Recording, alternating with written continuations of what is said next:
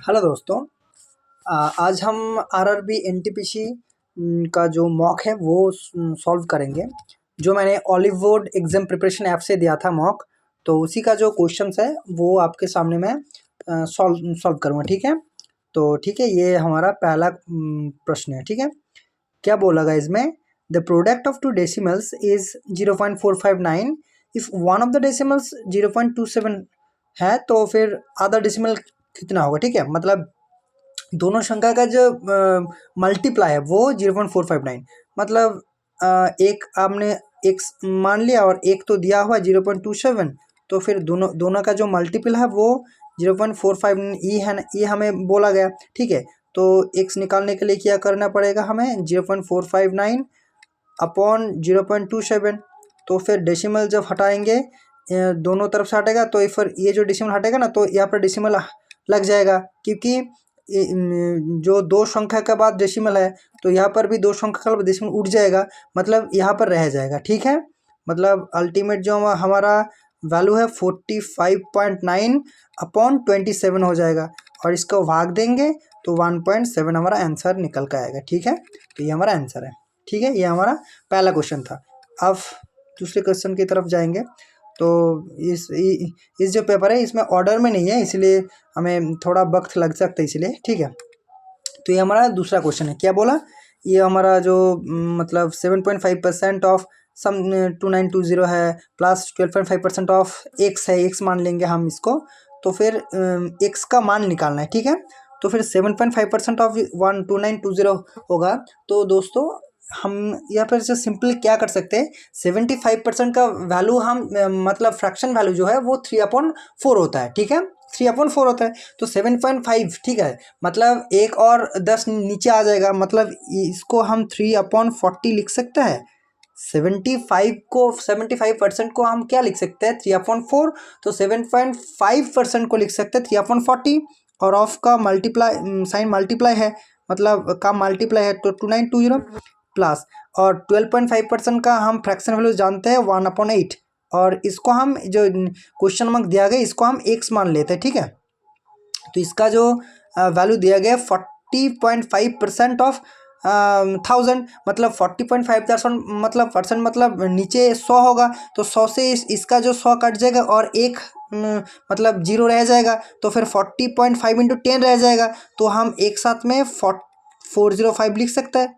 ठीक है, ठीक है, कोई दिक्कत नहीं। और क्या लिख सकते हैं हम? ये जो 0 से कट जाएगा, और 4 से अगर काटने की कोशिश करेंगे तो क्या निकलेगा? 4 7 से 28, और ये 4 3 से 12। ठीक है, मतलब 3 इंटू 73 यहाँ पर रह जाएगा। ठीक है, मतलब ये यहाँ पर क्या रह जाएगा? 3/। ठीक है, जगह नहीं बच रहा है, तो इसलिए मैंने इरेज कर दिया। ठीक है, तो क्या है, मतलब यहाँ पर इस 4 जो कट गया, 3 गुना 73। ठीक है, और प्लस यहाँ पर जो 1/8 है, 1/8 है इक्वल्स टू 405। ठीक है, ये है ना, तो फिर 1/8 इक्वल्स टू हम लिख सकते हैं 405, और 3 इंटू 73 माइनस लिख सकते हैं, तो फिर गुना कर देंगे तो कितना निकल के आएगा? 219 निकल के आएगा। ठीक है, ठीक है, तो फिर 1/8 इक्वल्स टू ये जो मतलब सब्ट्रैक्ट करेंगे तो कितना आ जाएगा? ठीक है, और मैंने मतलब 186 आ जाएगा। ठीक है ना, 186 आ जाएगा। ठीक है, तो फिर ठीक है, तो फिर x इक्वल्स टू कितना आ जाएगा? 186 मल्टीप्लाइड बाई 8, और फिर हमारा जो यूनिट डिजिट है वो 8648, मतलब 8 यूनिट डिजिट 8 है, और ऑप्शंस में हमें एक ही यूनिट डिजिट 8 वाला ऑप्शन दिया गया 1488, तो हमारा आंसर यही होगा। ठीक है, 1488 ही होगा, 1488 ये हमारा आंसर होगा। ठीक है, ठीक है दोस्तों, तो हम अब चलेंगे हमारा नेक्स्ट क्वेश्चन की तरफ। ठीक है, वो क्या दिया गया? सिंपली क्या बोला गया?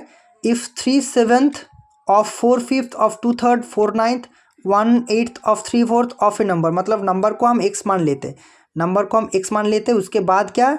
3/7 मतलब गुना में जाएगा सब, 3/7 ऑफ 4/5। ठीक है, 3/7 4/5 और गुना 2/3।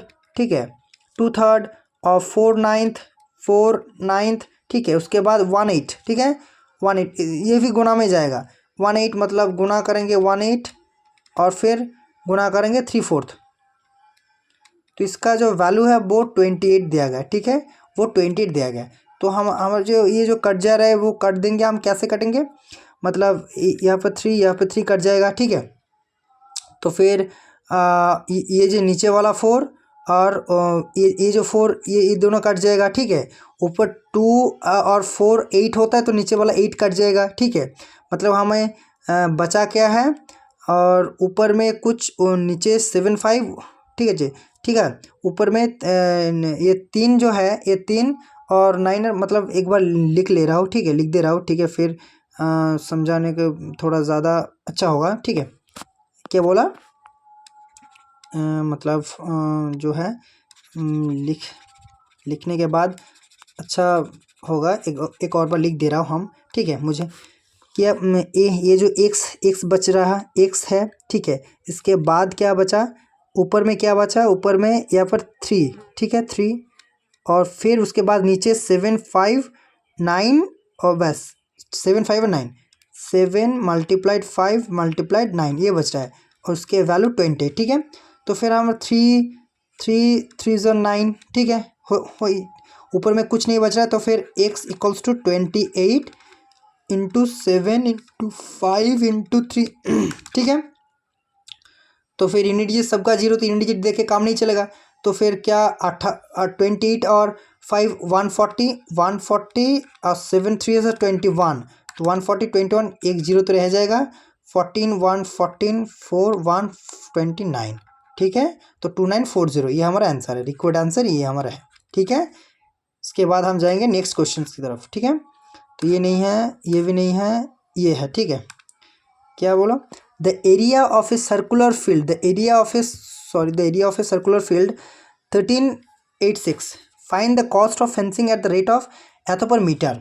मतलब फेंसिंग करना होगा, तो फिर हमारा जो सरकमफ्रेंस है, मतलब परिधि है वृत्त का, जो परिधि है वो निकालना है। और हम जानते हैं परिधि बराबर क्या होता है, 2πr होता है। मतलब हमें आर निकालना है। कैसे निकालूँ, ठीक है, द एरिया ऑफ सर्कुलर, और एरिया क्या होता है, एरिया πr² होता है। तो फिर 1386, ठीक है। तो हम आर निकालना था, r² = 1386 अपॉन पाई का मान हम जानते हैं 22/7, तो 7 ऊपर ऊपर आ जाएगा, ठीक है।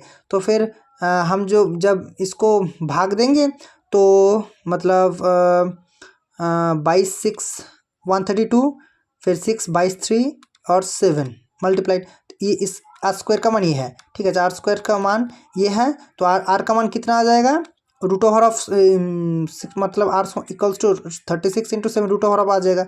तो फिर r = कितना आ जाएगा, 63 को 9 × 7 लिख सकते हैं। तो 7 × 7 मतलब एक 7 बाहर आ जाएगा, और 9 एक 3 बाहर आ जाएगा 9 के लिए। तो r = 21, ठीक है। r का मान निकल गया। और हम क्या निकाला, सरकमफ्रेंस निकाले। तो सरकमफ्रेंस के लिए क्या है, 2πr, ठीक है। 2πr = 2 × पाई का मान हम जानते हैं 22/7, और का मान 21, ठीक है। मतलब 7 3, तो फिर मतलब 132 निकल के आया हमारा सरकमफ्रेंस। तो फिर मतलब पार मीटर के हिसाब से कितना रुपए, 2.5 रुपये। तो 132 × 2.5 टोटल आ जाएगा 132 × 2.5, ठीक है। ये आ जाएगा ना, मतलब कितना निकल के आएगा, 264 और 66, मतलब 330, ठीक है, 330, 264 और 66 थे ना, ठीक है, 330 ये हमारा आंसर, रिक्वायर्ड आंसर है, ठीक है दोस्तों। हम जाएंगे नेक्स्ट क्वेश्चन की तरफ, ठीक है। नेक्स्ट क्वेश्चन क्या है, क्या बोला गया, जो sale of items in a company 2000 is increased by 20% when compared to the previous year and decreased by 15% next year, ठीक है। items sold from company 99, then how many items sold 2001, ठीक है। तो मतलब जो पहले वर्ष में 20% क्या है, मतलब इंक्रीज़ हुआ। तो 20% का फ्रैक्शन बोला हम जानते हैं 1/5 होता है, तो मतलब 5 से 6 हुआ, ठीक है। उसके अगले साल क्या हुआ, 15% डिक्रीज़ होता है। तो 15% का फ्रैक्शन बोला 3/20 होता है। तो 20 से 3 डिक्रीज़ होगा तो 17 होगा, ठीक है। मतलब 100 से 102 हो गया। मतलब 2 रेशियो का जो बढ़ती हुआ, मतलब बढ़ोतरी हुआ, ठीक है।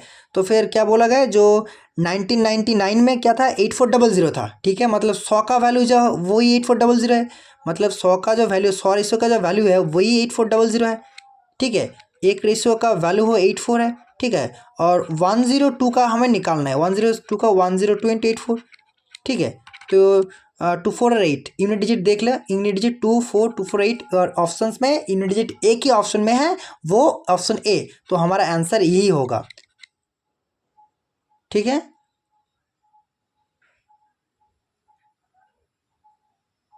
ठीक है, ठीक है दोस्तों, अब हम चले जाएंगे नेक्स्ट क्वेश्चन की तरफ, ठीक है। तो ये नेक्स्ट क्वेश्चन हमारा ये है, क्या बोला नेक्स्ट क्वेश्चन में, बोला क्या हमको, जो find the difference between the average of production and average of sale of crops, मतलब डिफरेंस निकालना है हमें। एवरेज ऑफ प्रोडक्शन, तो प्रोडक्शन टोटल कितना है 30 28 और 32, मतलब 60 90, तो एवरेज कितना होगा 30 होगा, ठीक है। एवरेज 30, और किसका डिफरेंस है, इसका और किसके बीच में डिफरेंस है, सेल्स के बीच में। तो 14 10 और 18, मतलब ये 42 होगा, ठीक है 42। तो फिर 42 और 42 उसका जो एवरेज है 3 से भाग देंगे तो 14 होगा, तो डिफरेंस कितना होगा 16 क्विंटल्स, ठीक है जी 16 क्विंटल्स, ठीक। ये हमारा आंसर है, ऑप्शन है, ठीक है। नेक्स्ट क्वेश्चन ये नहीं है हमारा क्वेश्चन, ये भी नहीं है, ये भी नहीं है, ये भी नहीं है, ये है, ठीक है। क्या बोला, M is 35% more than N, ठीक है। मतलब एम एन जो राशि, मतलब वेरिएबल है एम एन और पी, तो फिर हम एम एन और पी को लिख ले रहे, ठीक है। एम एन पी, एम को थोड़ा दूर लिखेंगे तो सही होगा, ठीक है। मतलब इस एम को हम, ठीक है, एम को हम इधर लिख दे रहे हैं, ठीक है। मतलब यहाँ पर एम लिख दे रहे हैं, ठीक है। यहाँ पर लिख दे रहे हैं एम, ठीक है। तो एम एन पी, तो हम पी को 100 मान ले रहे हैं, ठीक है, 100 मान लेते हैं। तो फिर बोला N is 26% more than P, मतलब एन का जो वैल्यू 126 हो जाएगा। 100 का 26% 126 ही होता है ना, ज़्यादा। If P is equal, sorry, उसके बाद M is 35% more than N, और हम जानते हैं 35% का जो फ्रैक्शन वैल्यू होता है ना, 35% का फ्रैक्शन वैल्यू होता है वो 7/20 होता है, ठीक है। मतलब M is 30% more than N, ठीक है। मतलब एन अगर 20 होगा तो एम होगा 27 रेशियो में, तो 20 का वैल्यू ही 12.6 दिया हुआ है, सही है। तो एक का वैल्यू कितना दिया हुआ है, मतलब 20 का ये पर है, और 20 का वैल्यू अगर 1 to 6 है, तो फिर एक रेशियो का वैल्यू कितना आ जाएगा, ठीक है, मतलब 6.3 आ जाएगा, यही है ना, ठीक है, ठीक है। और 27 का जो वैल्यू है वो कितना आएगा 6.3 इंटू 27, तो 6.3 इंटू 27 कितना आ जाएगा, जो 27 का वैल्यू है 27 इंटू 6.3, ठीक है। तो कितना, एक और 8, तो फिर 162 162 170, मतलब 170.1, ठीक है। तो फिर एम का जो मान है वो कितना आ जाएगा 170.1, ठीक है ये। तो फिर P इज इक्वल टू कितना 2000, तो 100 का वैल्यू 2000 होगा, एक का वैल्यू 20 हो जाएगा, यही है ना। तो 20 वाले एक का, तो फिर एम का वैल्यू मतलब 100 का वैल्यू अगर 20,000, सॉरी 2000 है, ठीक है। मतलब एक का वैल्यू कितना आ जाएगा 20 हो जाएगा। तो फिर हमारा क्या पूछा गया, जो एम का वैल्यू मतलब 170.1 का जो वैल्यू है, तो 20/170.1 होगा, ठीक है। तो मतलब 2, सॉरी 2 नहीं 3402, ठीक है, ये हमारा आंसर आ जाएगा, मतलब आंसर बी, ठीक है। हम नेक्स्ट क्वेश्चन की तरफ जाएंगे। नेक्स्ट क्वेश्चन ये है, ठीक है हमारा, क्या बोला, the average of number, the average of 6 number 52, if average of 4 numbers is 58, मतलब जो 6 नंबर का एवरेज है जो 52 है, तो टोटल कितना है 310 है टोटल, ठीक है। सही 310 नहीं 312 है, 312, 312 होगा, ठीक है, 312। एवरेज ऑफ 4 नंबर इज 58, मतलब 4 नंबर का जो 58 था, मतलब 4 नंबर का जो वैल्यू कितना आ जाएगा, 232, ठीक है, ये 4 नंबर का है। मतलब बचे हुए जो 2 नंबर का सम कितना आ जाएगा, मतलब 312 से 232 सब्ट्रैक्ट करना होगा, तो फिर वो क्या 80 आएगा, नहीं 82 नहीं आएगा ना। 312 को अगर 232 को 312 से हम डिवाइडेड देंगे तो मतलब कितना आएगा, 90 आ जाएगा ना, ठीक है। नहीं नहीं 90 नहीं आएगा, 80 आएगा, आई थिंक 80 आएगा, 80 आएगा, 80 आएगा, ठीक है। लेकिन हमें दिया गया है क्या 82, मतलब ये नहीं फॉलो करेंगे, ये इनकरेक्ट होगा, ठीक है, ये इनकरेक्ट होगा, ये नहीं फॉलो करेंगे, ठीक है। If sum of 5 consecutive even numbers is 360 then the largest number is 76, मतलब अगर 5 consecutive इवन नंबर्स अगर 360 होगा, लार्जेस्ट नंबर 76, मतलब एवरेज कितना आ जाएगा 360 अपॉन 5, ये एवरेज आ जाएगा, मतलब मिडिल का वैल्यू आ जाएगा, ठीक है। 5 मतलब ये 72 आ जाएगा, ठीक है। तो 72 मतलब 72 और फिर मिडिल का, तो फिर इसका 74 76, ठीक है, और इसका आगे 70 और 68, 70 और 68, ठीक है। मतलब इस सब टोटल करने पर 360 आएगा, ठीक है। तो इसका जो और जो बैक कैलकुलेशन करने लार्जेस्ट नंबर है वो 76 ही है, ठीक है, मतलब ये हमारा स्टेटमेंट करेक्ट है, ठीक है। तो ओनली सेकेंड फॉलो, ठीक है। उसके बाद नेक्स्ट क्वेश्चन, ठीक है। नेक्स्ट क्वेश्चन क्या है, ये नेक्स्ट क्वेश्चन है, ठीक है। मतलब ये स्टेटमेंट है, ये दोस्तों ये स्टेटमेंट है, ये आप खुद से कर लेना, क्योंकि स्टेटमेंट अब ज़्यादा टाइम लगेगा, और आप चाहोगे तो मैं कर दे रहा हूँ ये आप, और एक और है वो आप खुद से कर लेना, ठीक है। ये train running at the speed of 90 km/h, find the time taken by train to cross a 450 metre long bridge, ठीक है, मतलब ये हमें निकालना है। तो स्टेटमेंट 1 में क्या दिया है, train crosses a pole in 30 seconds, train crosses a pole in 30 seconds, the train crosses a 250 metre long platform 40 seconds, मतलब 30 सेकंड्स में पोल जो क्रॉस कर रहे हैं, मतलब खुद का डिस्टेंस वो क्रॉस कर रहे हैं, ठीक है। तो क्या बोला, टाइम निकालना है, तो मतलब ठीक है ना, 33 सेकंड्स जो खुद का डिस्टेंस क्रॉस कर रहे हैं, तो मतलब इसका जो स्पीड है वो 90 km/h है, 30 सेकंड में खुद का डिस्टेंस क्रॉस कर लेगा, 450 मतलब वो जो टोटल डिस्टेंस आ जाएगा, तो फिर 450 मीटर लॉन्ग ब्रिज को तय करने में कितना वक्त लगेगा वो निकल जाएगा, और फिर द ट्रेन क्रॉसेस से 250 metre long platform in 40 seconds, इसमें से भी वो डिस्टेंस हमारा निकलेगा, ठीक है। तो फिर ये दोनों स्टेटमेंट फॉलो करेगा, ठीक है।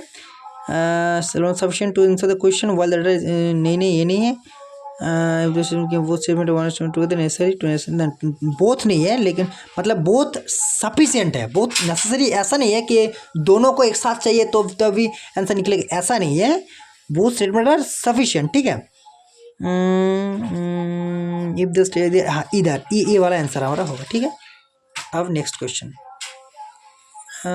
मतलब ये तो ये नहीं है, ये है, ठीक है। क्या बोला, Satyam is 8 years older than Pooja, ठीक है। After 23 years the ratio of age of Satyam of to Pooja will be 6:5, मतलब इस क्वेश्चन का जो एक बहुत ज़्यादा महत्वपूर्ण कॉन्सेप्ट है वो ये है कि मतलब जो दो मतलब एज का डिफरेंस है वो कांस्टेंट रहता है, मतलब चाहे 10 years बाद हो या 10 years पहले हो, क्या 100 साल बाद हो, 100 साल पहले हो, दोनों मतलब जो एज का डिफरेंस है वो कांस्टेंट रहेगा, हमेशा कांस्टेंट रहेगा, ठीक है। मतलब सत्यम और जो पूजा का एज का डिफरेंस है वो 8 years है, ठीक है।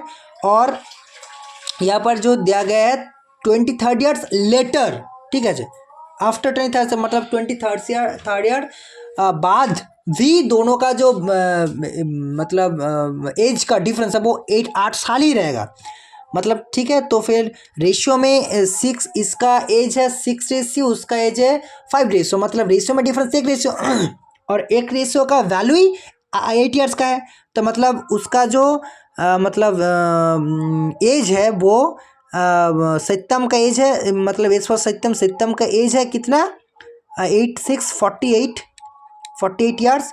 और जो पूजा का एज है वो 85 40 ईयर्स, ठीक है। ये कितने साल बाद, 23rd ईयर्स के बाद एज है। Find the present age of Puja, मतलब पूजा का 23rd ईयर्स के बाद, आफ्टर 23rd ईयर्स उसका एज कितना है, 40 ईयर्स। तो फिर प्रेजेंट में कितना, 23rd माइनस हो जाएगा, मतलब 17 ईयर्स, ठीक है। तो ये जो साल है ये हम पूजा का प्रेजेंट एज है, मतलब 17 ईयर्स, ठीक है। ये बड़ा आंसर है। नेक्स्ट क्वेश्चन, ये नहीं है, ये नहीं है, ये नहीं है, ये नहीं है, ये नहीं है, ये है, ठीक है। मतलब हमें दोस्तों ये किया गया है, एपी जो एरिथमेटिक प्रोग्रेशन है उसका जो nth टर्म और उसका जो सम, वो दोनों हम इसमें लाएंगे। कैसे, मतलब nth टर्म tn हम लिखते हैं ना, tn का फॉर्मूला क्या होता है, a plus n minus 1 equals to D.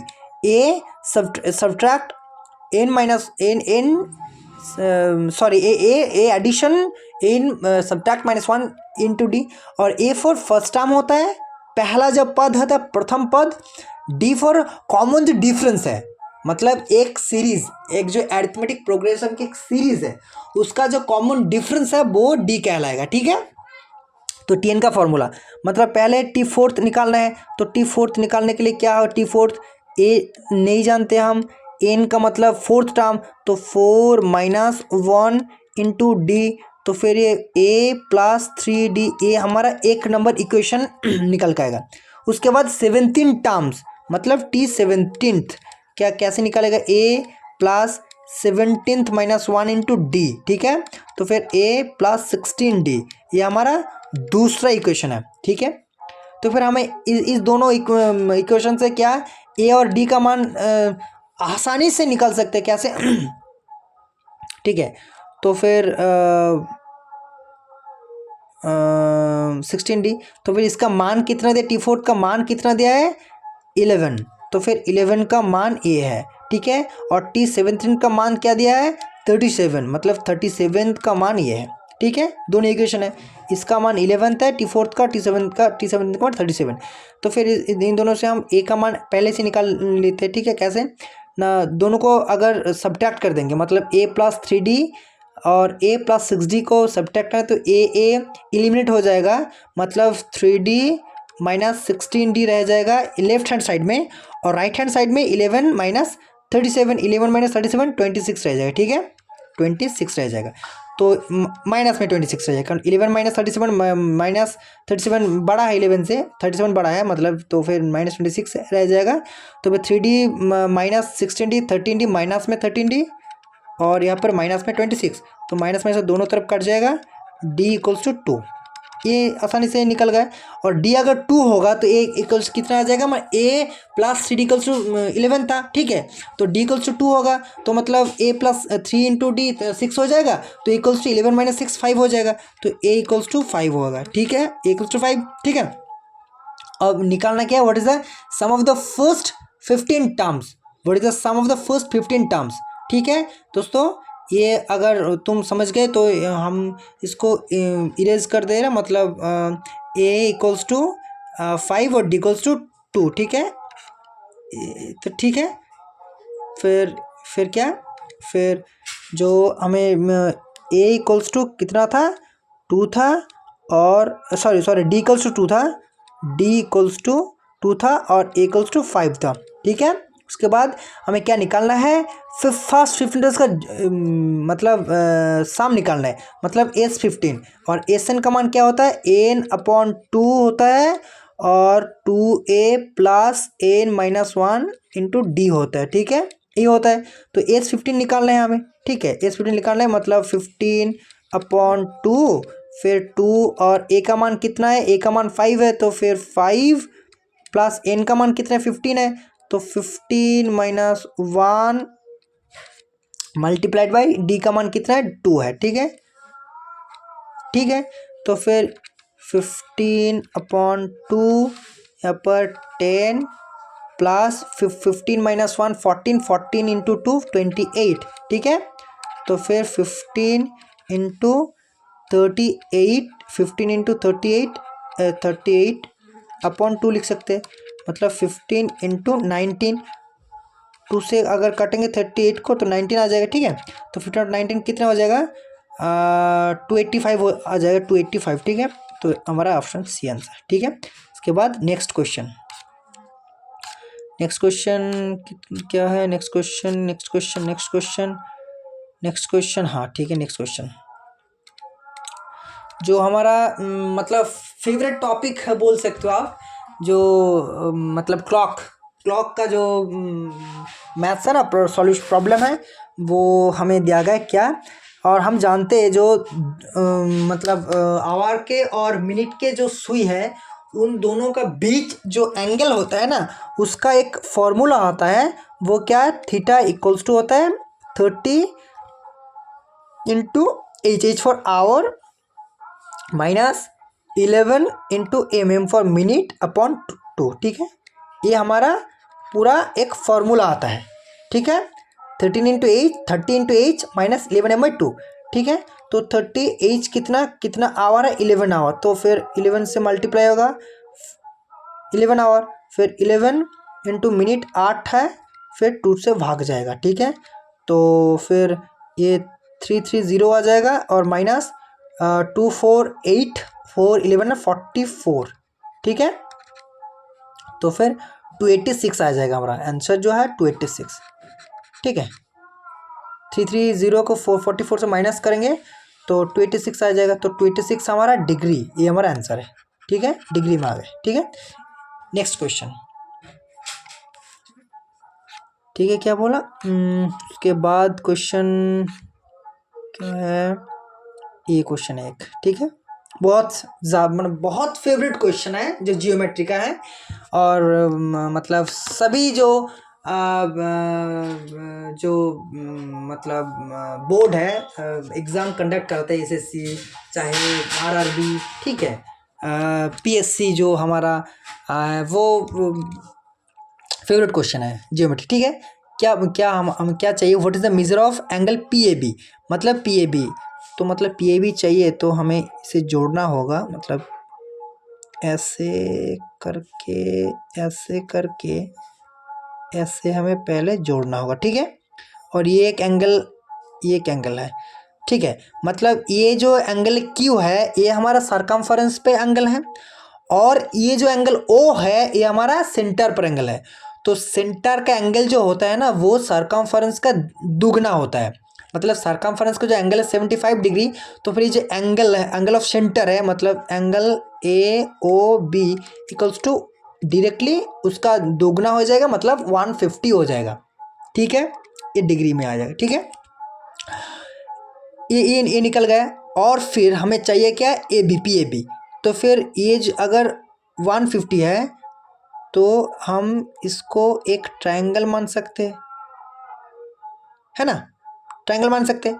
तो फिर अगर ये 150 होगा तो और ये दोनों का जो सम है वो कितना आ जाएगा, 30 आ जाएगा, ठीक है। तो फिर इसका जो मान कितना होगा, ये 15 होगा। क्यों, क्योंकि ये जो ए ओ और ओ बी ये दोनों इक्वल होगा, क्योंकि ये दोनों इस जो सर्कल है इसका रेडियस है वो इक्वल है। तो फिर इन दोनों का मान भी इक्वल में आ जाएगा। तो टोटल का जो है वो 30 है, तो फिर अलग अलग से 15 डिग्री का आ जाएगा, ठीक है। ये 15 और पी ए बी का मान निकालना है हमें, ठीक है। तो पी ए बी का मान निकालना है, तो हम जानते हैं जो एंगल पी ए ओ है, पी ओ है मतलब ये पूरा एंगल 90 डिग्री का है, पूरा एंगल 90 डिग्री, क्योंकि पी ए जो है वो सर्कल पर टेंजेंट है।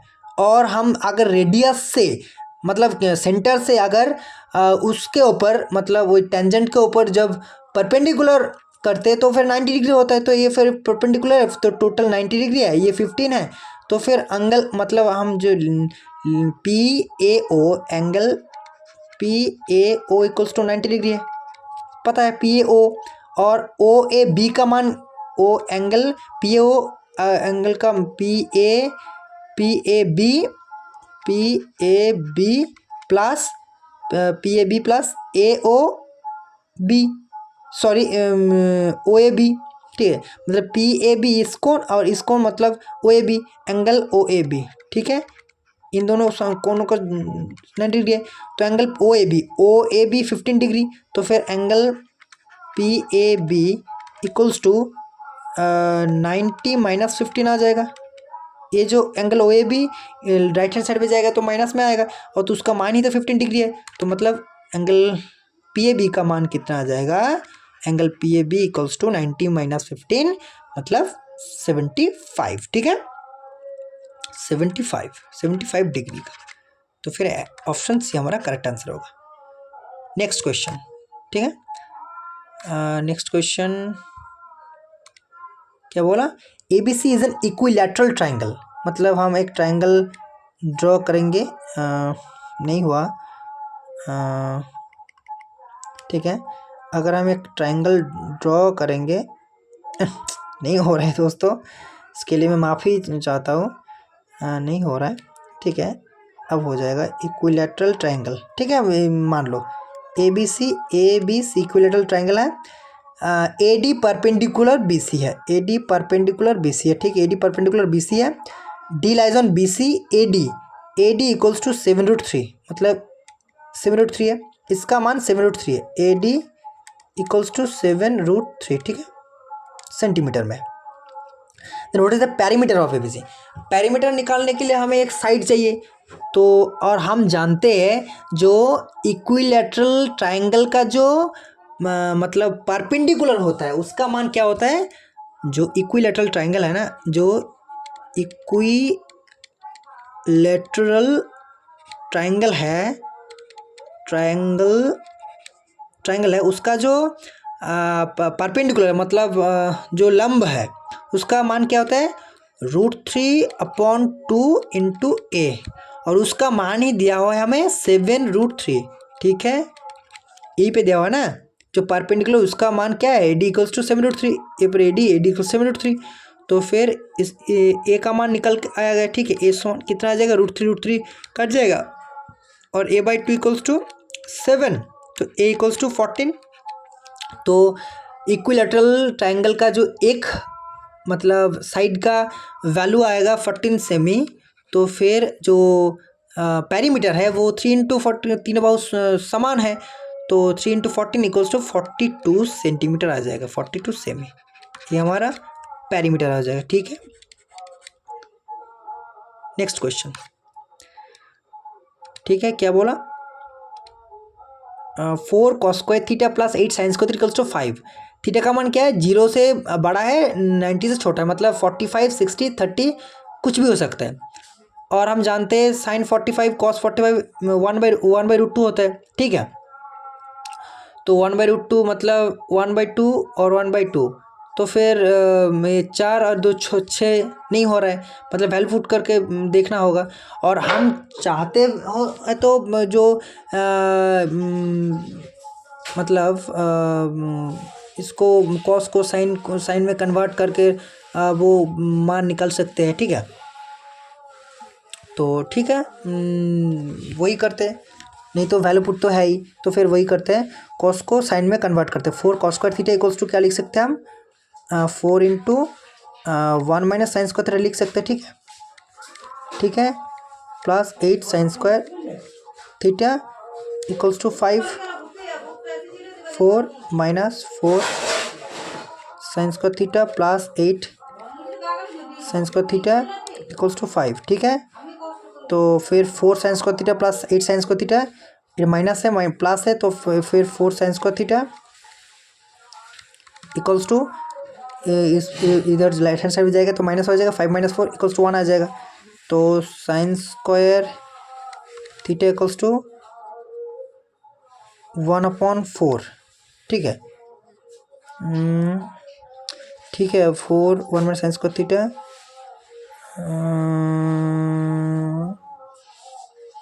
Sign square theta 4 minus 4 sine square theta plus 8 sine square theta equals to 5 minus 4 plus 8 4 sine square theta equals to 1 sine theta 1/2, तो नहीं आ रहा ना, थीटा का वैल्यू नहीं आ रहा है। कैसे कैसे नहीं आ रहा है? मतलब 4 1 minus sine square theta plus 8 sine square theta equals to 4 4 minus 4 sine plus 8 sine square theta minus 4 sine square theta 4 sine square theta और क्या जाएगा तो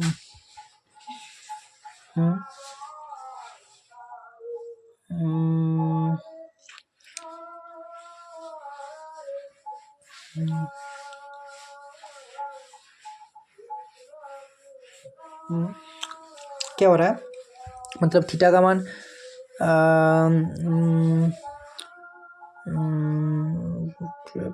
2.4 प्लस थीटा का मान 30 होगा।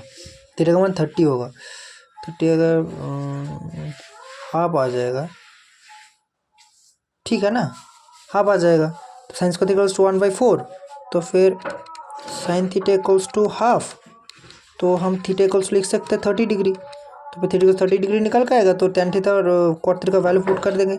तो tan 30 degree minus cot 30, tan 30 का मान कितना है? 1/√3 माइनस cot 30 का मान √3, ठीक है। तो फिर माइनस 2/√3 माइनस 2/√3, ये हमारा आंसर है, ठीक है जी, 2/√3, ठीक है। नेक्स्ट क्वेश्चन, किधर है नेक्स्ट क्वेश्चन? ये पर, ठीक है। क्या बोला? A person invested ₹X in simple interest eight 29% rate of interest for 3 years, ठीक है। If the simple interest received is ₹975 less than the amount invested. दोस्तों इस लाइन को गौर करो, ठीक है। क्या बोला? if the simple interest is received is ₹975 less than the amount invested, ठीक है, ठीक है। मतलब जो अमाउंट इन्वेस्ट किया था उससे 975 कम जो हमारा क्या निकल के आया है, हमारा मतलब इंटरेस्ट निकल के आया है, ठीक है। तो हमारा जो इंटरेस्ट रेट है वो 29% है, ठीक है। और हमारा जो मतलब इन्वेस्टेड अमाउंट है वो 100% होगा। 29% रेट ऑफ इंटरेस्ट है, ठीक है। तो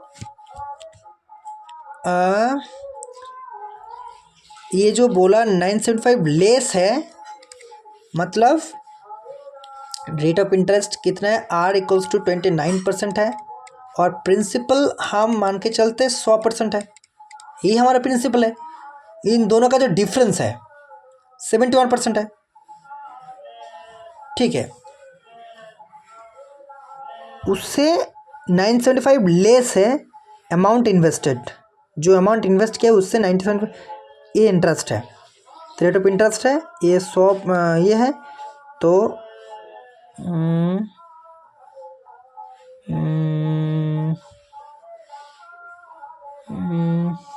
the value of x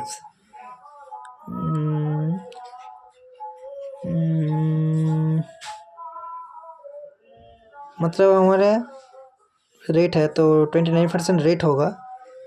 तो फिर कैसे करेंगे इसको? A person invested X in simple interest eight 29% rate of interest for 3 years, मतलब 3 सालों में कितना होगा रेट ऑफ इंटरेस्ट? 3 सालों में फॉर 3 years कितना होगा? फॉर 3 years 3 × 29 मतलब 87% होगा। 87% रेट ऑफ इंटरेस्ट है, 87% रेट ऑफ इंटरेस्ट है। और जो सिंपल इंटरेस्ट रिसीव किया है वो कितना रुपए है? रुपए में 975 लेस दैन द अमाउंट। तो सही है ना, अमाउंट 100% है, रेट ऑफ इंटरेस्ट 87% है, तो डिफरेंस कितना है?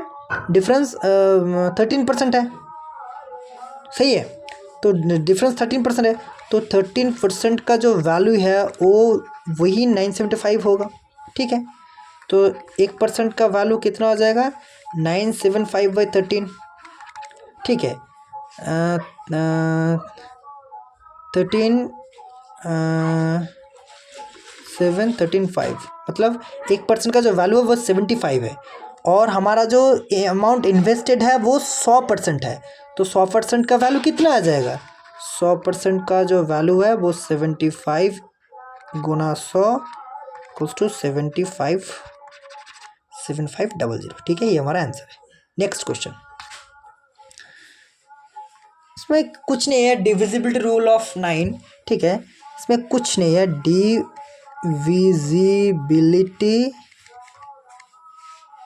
डिविजिबिलिटी रूल ऑफ 9 और कुछ नहीं, डिविजिबिलिटी रूल ऑफ 9। ठीक है, rule of 9, divisibility rule of 9 कैसे? मतलब शाम को अगर जो हमारा संख्या दिया गया है ना, उस संख्या का मतलब शाम करेंगे तो उसको अगर 9 से भाग दिया जाएगा तो ओवरऑल संख्या जो है वो 9 से भाग होगा। ठीक है, मतलब तो फिर देखते हैं 7 1 1 7 2 9, तो 9 से भाग जाएगा, 9 अलग से भाग जाएगा 4, और x का मान मैक्सिमम लेजेस्ट वैल्यू 4 है, और दोनों x का वैल्यू कितना हो जाएगा लेजेस्ट, मतलब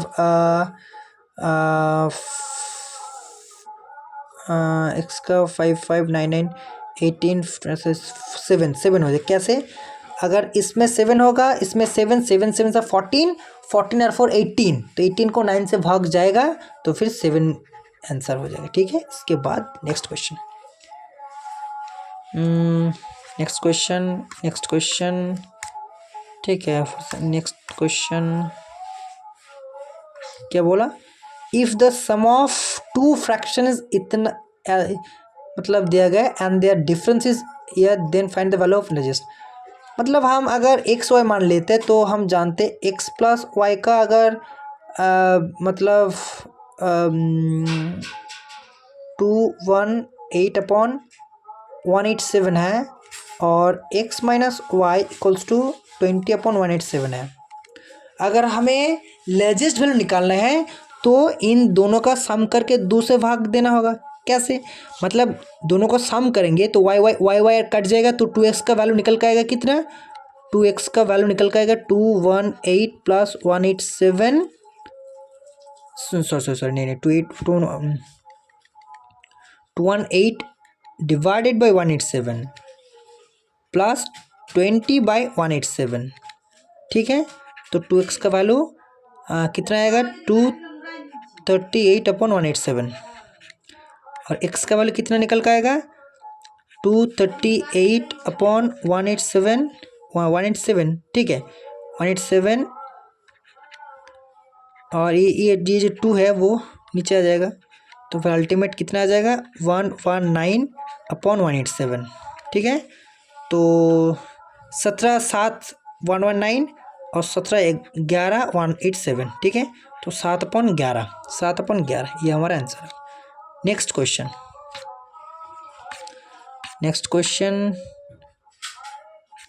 ये नहीं है, ये नहीं है, ये नहीं है, ये नहीं है, ये नहीं है, ये नहीं है, ये है। ठीक है, क्या बोला?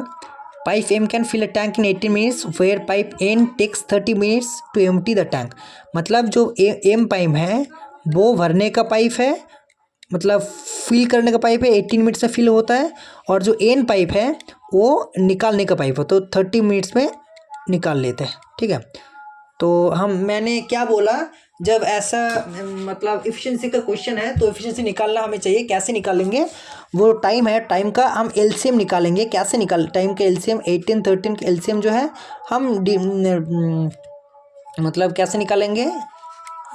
30 को हम 6 × 5 लिख सकते हैं, और 18 को 6 × 3, तो 6 तो पहले ही से मौजूद है तो 3 लिख देंगे। ठीक है, मतलब 19। ठीक है, तो 19 हमारा एलसीएम हो जाएगा। और हम टोटल वर्क को जानते हैं, हम टोटल वर्क बराबर क्या होता है? टाइम इंटू एफिशिएंसी होता है। ठीक है, मतलब work equals to time into efficiency, for efficiency T for time. ठीक है, तो एफिशिएंसी इक्वल्स टू क्या होगा? Work upon time. तो टोटल वर्क 90, इसका तो टाइम है 18 मिनट्स है, तो इसका जो एफिशिएंसी 5 हो जाएगा और इसका एफिशिएंसी 3 हो जाएगा। माइनस साइन इसीलिए दे रहा हूँ क्योंकि ये भरने का पाइप नहीं है, ये खाली करने का पाइप है, निकालने का पाइप है, ठीक है, इसीलिए माइनस साइन दिया, ठीक है। एरपर क्या बोला, find the time taken by both pipes together to fill the tank completely. मतलब दोनों का जो एक साथ इफिशियंसी है वो 5 - 3 मतलब 2, टोटल इफिशियंसी 2 होगा, और ये जो है 2 प्लस में होगा, मतलब भर रहा है, ठीक है। टोटल जो कैपेसिटी मतलब टोटल वर्क है वो 90 है, 90 यूनिट का है। टाइम कितना होगा, तो टाइम इक्वल्स टू क्या होगा, वर्क अपॉन इफिशियंसी। तो वर्क 90 है और 2 है इफिशियंसी, तो फिर 45 मिनट्स, ठीक है, 45 मिनट्स, ठीक है। नेक्स्ट क्वेश्चन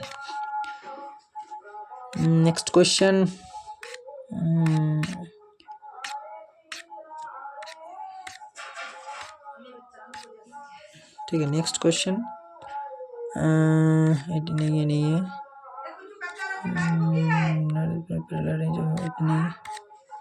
नहीं है ठीक है।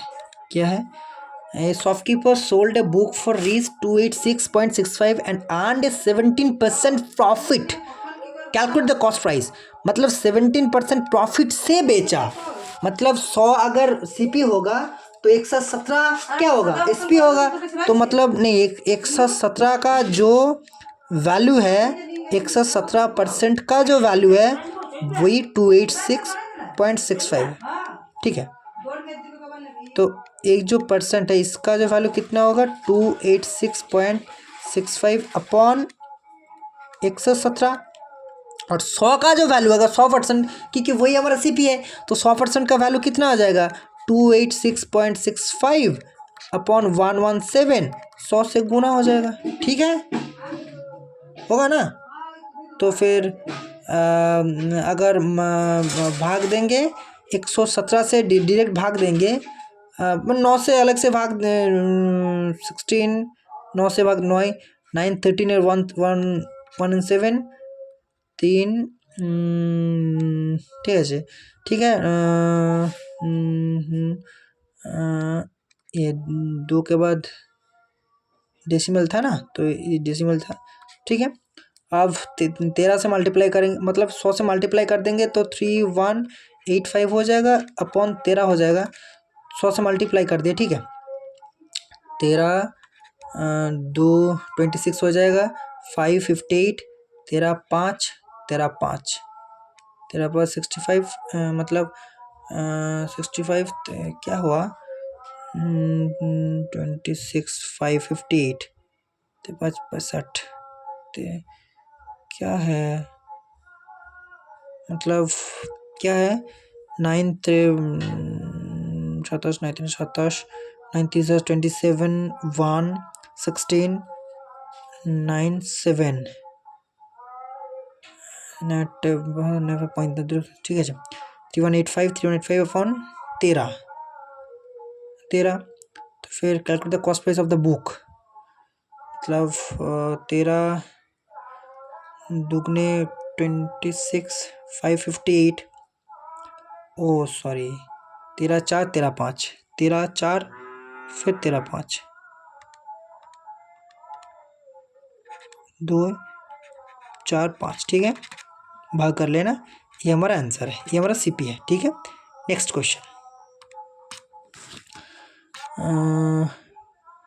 ठीक है, क्या दिया है, if the value of theta equal 60 degree, मतलब थीटा का जो मान है तो वैल्यू पुट कर देंगे हम। साइन 60 का मान क्या होता है, √3/2 होता है, तो √3/2 तो होल स्क्वायर होगा, साइन स्क्वायर है ना। फिर tan 60 का मान √3 होता है, ठीक है। cosec 60 का मान क्या होता है, 2/√3 होता है, और ठीक है। और 3 cot 60 का मान 1/√3, 1/√3 का स्क्वायर, ठीक है, 1/√3 उसका स्क्वायर, ठीक है। तो फिर ये क्या होगा, 3/4 आ जाएगा, इसमें √3 कैंसिल आउट हो जाएगा, 2 आ जाएगा, ठीक है। इसमें जो माइनस है, माइनस 1/3, मतलब 3 कैंसिल आउट, 1 आ जाएगा, ठीक है, मतलब 3/4 प्लस 1 7/4, ठीक है, ये हमारा answer 7/4। Next question, find the average. ठीक है, एवरेज मतलब कुछ नहीं, इस चारों को जोड़कर 4 से भाग देना होगा और कुछ नहीं, चारों को जोड़कर 4 से भाग देना होगा, यही तो एवरेज है ना, तो कुछ नहीं है। ठीक है, क्या बोला गया, what is the percentage profit of company B. Company B मतलब जो कंपनी बी, ये कंपनी बी है, परसेंटेज प्रॉफिट के लिए हमें क्या पैरामीटर दिया गया, income minus expenditure upon expenditure 100। ठीक है, तो ये मतलब इंस्ट्रक्शंस अनुसार मेंशन करके करेंगे तो जो प्रॉफिट आ जाएगा कितना आएगा बी का, जो इनकम है, इनकम कितना, एक इनकम का साइन वो एक कलर है। ठीक है, इनकम, तो इनकम 90 इनकम है। एक्सपेंडिचर कितना है 80 अपॉन एक्सपेंडिचर कितना 80, 100 से गुना देना पड़ेगा। ठीक है, तो फिर 1/80 100। ठीक है, मतलब ठीक है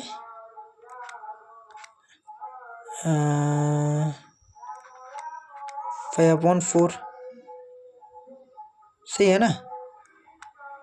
ठीक है, जो बी है उसका जो परसेंटेज ऑफ प्रॉफिट है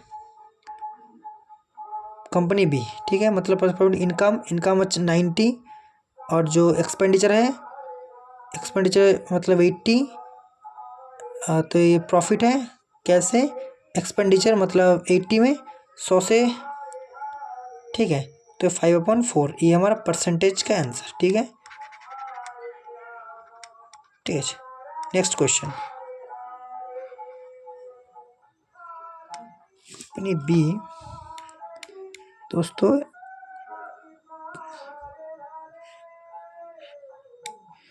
percentage B, percentage profit company B ये है,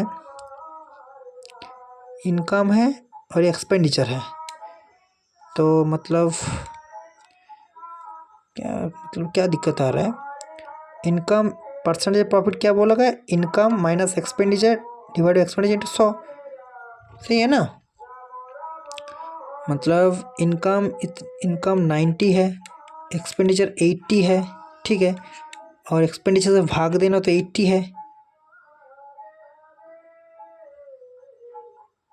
ओ सॉरी, ठीक है दोस्तों, 10/80 होगा, उसके बाद 100 होगा, तो मतलब सुना, मतलब 12.5%। ठीक है दोस्तों, ठीक है 12.5% ये हमारा आंसर होगा। पहले जो था, पहले बार मैंने 1/80 कर दिया था, मतलब ये 0 पहले से ही एलिमिनेट कर दिया था, तो सॉरी दोस्तों, ये हमारा आंसर है। ठीक है, next question, what is the difference total incomes of all 4 companies together and total expenditure of all companies together, difference कितना है, टोटल इनकम टोटल एक्सपेंडिचर। ठीक है, टोटल इनकम मतलब टोटल इनकम कितना होगा, टोटल इनकम देख लो, टोटल इनकम कितना, total मतलब 162 170 310।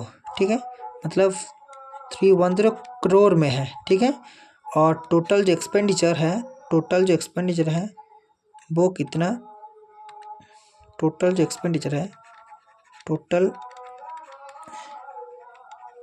एक्सपेंडिचर जो है वो कितना, 60 140 140 230 230 390 230 कैसे होगा, 70 162 162 और 270 162 270 410, ये 410 होगा, सही है 410 और 39 करोड़। ठीक है, तो डिफरेंस कितना, 20, डिफरेंस 410 करोड़ 390 करोड़ का डिफरेंस कितना है, 20 करोड़, सही है ना, तो ये हमारा डिफरेंस होगा।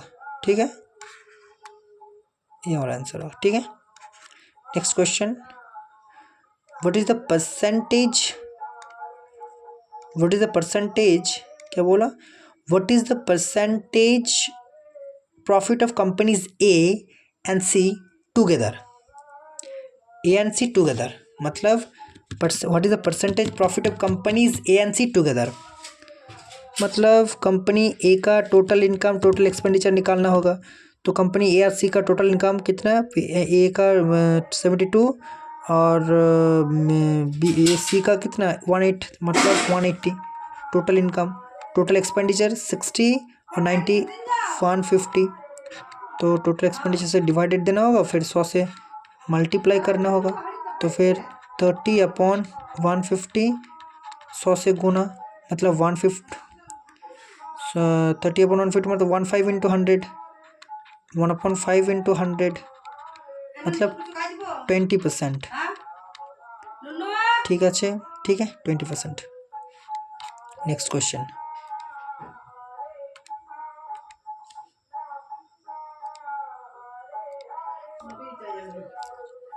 क्या बोला दोस्तों, X and Y are two station 1045 kilometre apart. ठीक है, मतलब दोनों स्टेशन का जो डिस्टेंस है एक्स वाई 1045 किलोमीटर है। ठीक है, अब distance just from x and moves towards y at the rate of 52 km per hour, another trends from y at the rate of 43 km per hour. How far from x will they cross each other? How far from x मतलब x से कौन जा रहा है, जो 52 kilometre per hour उसका speed. ठीक है, 52 किलोमीटर पर स्पीड, मतलब अगर हम टाइम निकाल देंगे उसके बाद ये जो स्पीड है उसमें गुना कर देंगे तो डिस्टेंस निकल कर आ जाएगा और वही डिस्टेंस में मीट होगा। ठीक है, मतलब टाइम इक्वल्स टू क्या होगा, टोटल डिस्टेंस जो है, टोटल डिस्टेंस 1045, टोटल स्पीड मतलब जो ऑपोजिट डायरेक्शन के स्पीड में टोटल जो मतलब एडिशन होगा, तो 95 टोटल डिस्टेंस टोटल स्पीड 95, मतलब ये टोटल टाइम निकल के आएगा। इसके बाद अगर हम 52 किलोमीटर पर आवर मतलब स्पीड से गुना कर देंगे तो डिस्टेंस निकल के आ जाएगा। ठीक है, क्लियर, तो फिर ठीक है 95 इंटू 52 मतलब 52 572 किलोमीटर डिस्टेंस में उस दोनों का मीट होगा। ठीक है, next question, what is the HCF of, इन जो संख्या है इन नंबर्स का HCF कितना है, मतलब हाईएस्ट कॉमन फैक्टर है। ठीक है, मतलब अगर 8 से भाग देंगे तो कितना निकल के आएगा, 8 से भाग देंगे 7 2, ठीक है 2 8 3 3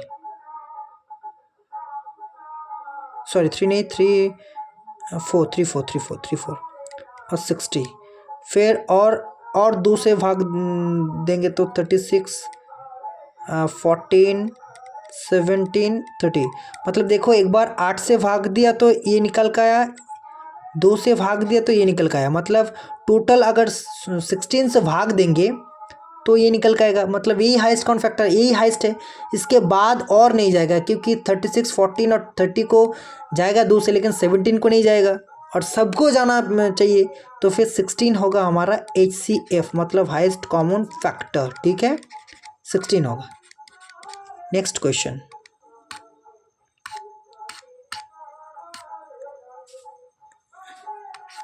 रीजनिंग का क्वेश्चन है। ठीक है, Komal sold a television for 14,600 and suffered a loss of 27%. If he sold a television for then find the profit or loss. ठीक है, मतलब 27% का लॉस है और इसका जो सोल्ड प्राइस है वो 14,600, मतलब इसका जो परसेंट में है सोल्ड प्राइस वो कितना होगा, मतलब 73 हो जाएगा, मतलब 73 का जो वैल्यू है वो 14600 है, मतलब 1% का जो वैल्यू है वो 200 होगा और 100% का जो वैल्यू है वही हमारा CP हो जाएगा, तो फिर 20,000 होगा। ठीक है, 20,000 CP है और 24,000 और SP है, तो प्रॉफिट कितना रुपए का है 4,000 ये प्रॉफिट है। और परसेंटेज निकालने के लिए CP से भाग देना होगा, तो 20,000 से, और 100 से गुणा देना होगा। ठीक है, तो फिर ये जो 40 है, मतलब 4 से ये 2 जीरो कट जाएगा, तो फिर 40/2 मतलब 20%। ठीक है, 20% profit. Next question,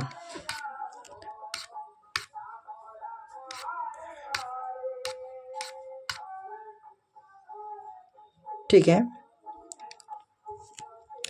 the number of books sold by shopkeeper A in April and May ठीक है, मतलब शॉपकीपर ए, ठीक है, A for April, M for May, ठीक है, मतलब अप्रैल में कितना, अप्रैल में 2500 और मई में 2100, ठीक है।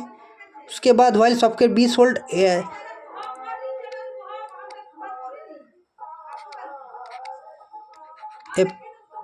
अप्रैल और मई के, अप्रैल में कितना, इन अप्रैल बी सोल्ड तो अप्रैल है तो सेम 2800 और 2464, ठीक है। उसके बाद क्या बोला, in the number of books sold by shopkeeper A and B respectively from April to May, then what will the ratio of X and Y. X and Y क्या बोला गया, if X and Y are the percentage decrease in the number, percentage, तो percentage मतलब A B का जो decrease percentage, मतलब 25,000 मतलब 500 से 200 मतलब 2500 से 2100, ठीक है, मतलब 400 का डिफरेंट है वो 2500 में से, ठीक है। डिक्रीज 100 से गुना, डिक्रीज परसेंटेज निकालना है। रेशियो 2800 से 2464, मतलब 336, ठीक है। 2800 से 100 से गुना, तो फिर से रेशियो निकालना है, तो फिर इस 100 से इस 100, ठीक है, ये दोनों जीरो से ये दोनों जीरो, ठीक है। 25 16 400 है, 28 1 और 2 16 12 4 4 4 3, मतलब 4:3, ये हमारा आंसर है, ठीक है, 4:3, ठीक है, 4:3, तो 4:3 मतलब answer D. Next question, A train with speed 90 km/h crosses a platform and a person standing on the platform 36 seconds 9 seconds, मतलब प्लेटफॉर्म को 36 सेकंड में क्रॉस करता है और जो पर्सन उसको 9 सेकंड में, ठीक है। तो पर्सन जो है उसको अगर क्रॉस कर रहे हैं, मतलब ट्रेन जो है वो खुद का डिस्टेंस ही क्रॉस कर रहे हैं, खुद का डिस्टेंस ही कवर कर रहा है, ठीक है। तो फिर 9 सेकंड में कितना डिस्टेंस कवर करेगा, उसका अगर 90 km/h जो स्पीड है तो मीटर पर सेकंड में होगा, तो 9/5/18 हो जाएगा, ये स्पीड हो जाएगा मीटर पर सेकंड पे, और 9 सेकंड में कितना डिस्टेंस तय करेगा, 18 5 90, 5 × 5 9 225 मीटर, ये जो ट्रेन है डिस्टेंस कवर करेगा, ठीक है। अब what is the length of the platform, मतलब प्लेटफॉर्म को 36 सेकंड्स में कवर करता है, तो फिर टोटल डिस्टेंस कितना कवर करता है 36 सेकंड में, ठीक है। 18 5 तो 5 5 36 कितना हो जाएगा, मतलब 900, ठीक है, 900 मीटर, 5 × 5 × 36, ठीक है, 900 मीटर। तो अगर ट्रेन का डिस्टेंस 2 to 5 है, तो platform total 10 plus platform distance 900 है, तो प्लेटफॉर्म का डिस्टेंस क्या है, प्लेटफॉर्म का डिस्टेंस क्या है, प्लेटफॉर्म का जो डिस्टेंस है वो कितना है, 900 से 2 to 5 मतलब सब्ट्रैक्ट करना होगा, ठीक है। तो फिर 675 आ जाएगा, 675 मीटर, ठीक है, आंसर। नेक्स्ट क्वेश्चन, क्या बोला, कमला पुजारी पास डे एट द, सॉरी ये मैथ नहीं है, मैंने सोचा मैथ नहीं है, ठीक है, नहीं है, ये रीजनिंग है। ये क्या बोला, one diagonal of A rhombus, मतलब रम्बस का जो एरिया है वो निकालना है। One diagonal of rhombus is 63% of the other diagonal, ठीक है। मतलब 60% का जो फ्रैक्शन वैल्यू 3/5 होता है। 60% का जो फ्रैक्शन वैल्यू वो 3/5 होता है, ठीक है। मतलब एक अगर 5 है, मतलब रम्बस का जो एक डायगोनल D1 अगर 5 रेशियो होगा, ठीक है, तो D2 3 रेशियो होगा, ठीक है। Then the area of the rhombus is how many times the square of the length of the larger diagonal. Larger diagonal D1, तो इसका जो स्क्वायर है मतलब 25 रेशियो आ जाएगा, सही है ना। D1 का जो स्क्वायर होगा D1 का वो 25 रेशियो आ जाएगा। तो क्या पूछा गया, the area of the rhombus is how many times, और हम जानते हैं एरिया ऑफ रोम्बस क्या होता है, area of rhombus, area of rhombus क्या होता है, half into D1 into D2, ये होता है। तो हाफ इंटू मतलब 5 इंटू 3 मतलब 15/2, ये हमारा क्या है, ये हमारा रोम्बस का जो एरिया है। हाउ मेनी टाइम्स मतलब, तो फिर 15/2 को 25 से भाग देना होगा, ठीक है। तो फिर 3/10 मतलब कितना गुना होगा देखने के लिए क्या, ये हमारा जो है ए एरिया है रोम्बस का एरिया, और हमारा रोम्बस का जो बड़ा डायगोनल है उसका जो मान है 20, उसका स्क्वायर का मान 25 है। तो बोला गया ये इसका मतलब एरिया रोम्बस का जो बड़ा बाहु का स्क्वायर है वो मतलब बड़ा डायगोनल का स्क्वायर है उसका कितना गुना है। तो मतलब 15/2 डिवाइडेड बाई 25, तो फिर आ जाएगा, ठीक है। 15/50 मतलब 3/10 गुना है, तो 3/10 गुना ये हमारा आंसर है, ठीक है। नेक्स्ट क्वेश्चन,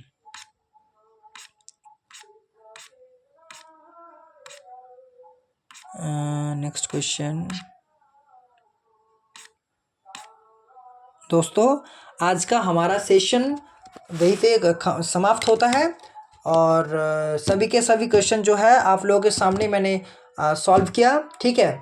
तो ये जो RRB NTPC का लेवल है बहुत सुंदर था, बहुत मतलब ज़्यादा सुंदर था, और ये मैंने ऑलिव बोर्ड जो एग्ज़ाम प्रिपरेशन ऐप्स है उसमें से दिया है। तो आप मेरे साथ बने रहिए, जुड़े रहिए, और मेरे चैनल को सब्सक्राइब कर लेना, क्योंकि इसके बाद जब मैं अपलोड करूँगा कोई भी सॉल्यूशंस का वीडियो, तो आप लोगों के मतलब मोबाइल के यूट्यूब चैनल का यूट्यूब ऐप का इंटरफेस पे पहले से ही दिख जाए, तो आप सॉल्यूशन कर लेंगे तभी से। तो इसीलिए सब्सक्राइब करते रहे, मतलब करके जाना, और लाइक करना, और हो सके तो शेयर करना, ठीक है। तो थैंक यू।